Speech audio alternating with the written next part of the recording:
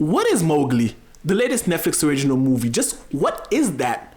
Well, guys, in this video, we're going to be breaking down Mowgli, the significance of the movie, why it was made, the ending of the movie, and just overall, what is Mowgli? I'll be answering that in this video. And let's start off with Mowgli. What is it? Mowgli's clearly not the Jungle Book that... Well, it kind of is. Well, here it is. Mowgli is the Warner Brothers version of the classic tale Jungle Book. Now, we know 2 years ago, Disney launched its own movie called The Jungle Book. And with that, we know how much money that Jungle Book movie made. It made a lot of money. So Warner Brothers lost all hope and confidence that they could make that type of money with their version of Mowgli or their version of The Jungle Book. So they sold it off to Netflix, because we know Netflix doesn't mind getting new movies and adding more prestige and cachet to its platform. So why were there two Jungle Book movies? Why was one by Disney, one by Warner Brothers? How can they both own the same IP? Well, the thing is, to understand this, we have to understand copyright law in America, and I'm not going to bore you with that. But essentially, the story of the Jungle Book was written over 100 years ago, or damn near 100 years ago. And once something has been around for that long, it becomes something called public domain. And once it's public domain, I can make a Jungle Book movie, you can make one. Anybody could just pick up it and make it. But the fact that Disney made theirs first, they already solidified their own fan base. So Warner Brothers sold it off to Netflix, and Netflix went ahead and just published it out, because Warner Brothers decided that Netflix would probably pay them more than they would actually make in theaters, because a lot of people are expecting a sequel to The Jungle Book. And when you get there, if you've seen Mowgli, you can clearly see that it's not a sequel to The Jungle Book at all. It's like two completely different things. And the fact that it's completely different from the Disney one is going to turn a lot of people off, because the Disney one was more focused on kids. And this is a darker telling, a more faithful telling to the actual story, the actual book of The Jungle Book. So what is the difference between the two movies? Besides the fact that it's a darker retelling of the same story, what are the key differences to the two stories? Well, the Disney version was a musical. You had fun songs. You had the bare necessities, which is one of my all-time favorite Disney songs.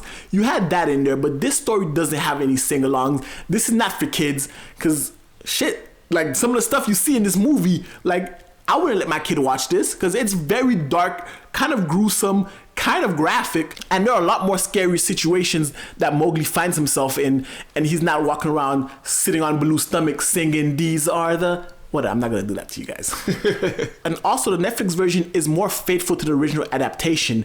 There's no playfulness, there's no fun and games in the jungle. It's about serious business and how dangerous and treacherous the jungle could be for a human boy or a man cub, and not some great grand adventure where the kid's having fun and being raised and being treated like royalty. Especially if you look at the Disney version, there was the threat of Shere Khan, but Shere Khan in the Disney version is nowhere near as evil and maniacal and graphic and dark and just monstrous as the Netflix version, because the Disney version, while Shere Khan was a threat, he wasn't dangerous. But in the Netflix version, this Shere Khan is a killer. He killed Mowgli's parents, and he even describes graphically to Mowgli just how much he wants to kill Mowgli and how he can still taste Mowgli's mother's blood's flesh in his mouth. So of course, like I said earlier, this is no movie to bring your kid to watch or put it on Netflix, because if you're expecting bare necessities and you see a tiger with blood dripping down his mouth. Another key difference is in the Disney version, Mowgli never goes to live with the man. And in this version, Mowgli actually spends some time with man, and him living in the camp with humans is the main reason that this has a more darker tone, because while he's in the jungle, the stuff he experienced at the camp and the stuff he saw are way more graphic than what he saw living in the jungle. Humans are way nastier and way more brutal than the animals who are just living out their ecosystemic lives in the jungle because of this hunter. And another difference is there are more characters in this version of the Jungle Book. In Mowgli, there are more characters. We are introduced to a slew of human characters, and Mowgli even has a best friend who's an albino wolf called Boot. And the fact and the inclusion of these characters adds a more robust cast and more characters to it, while the Disney version has King Louie from the animated movie The Jungle Book by Disney. But this version doesn't have King Louie because King Louie was not part of the original story. So that big gorilla orangutan, he's an orangutan? Yeah, he's an orangutan. Is he?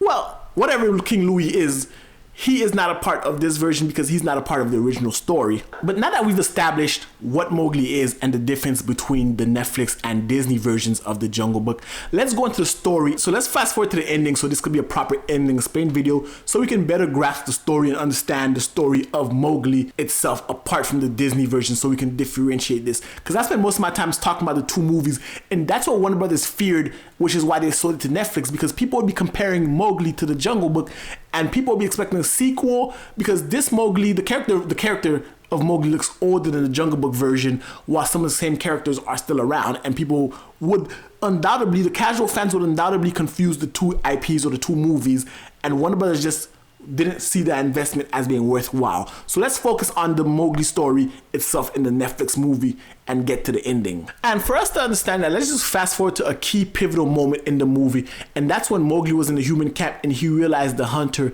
killed his best friend, the albino wolf Boot, beheaded him, and had his head standing there. Now Mowgli is stunned and petrified by this, while the hunter's gloating about his kills and his captures.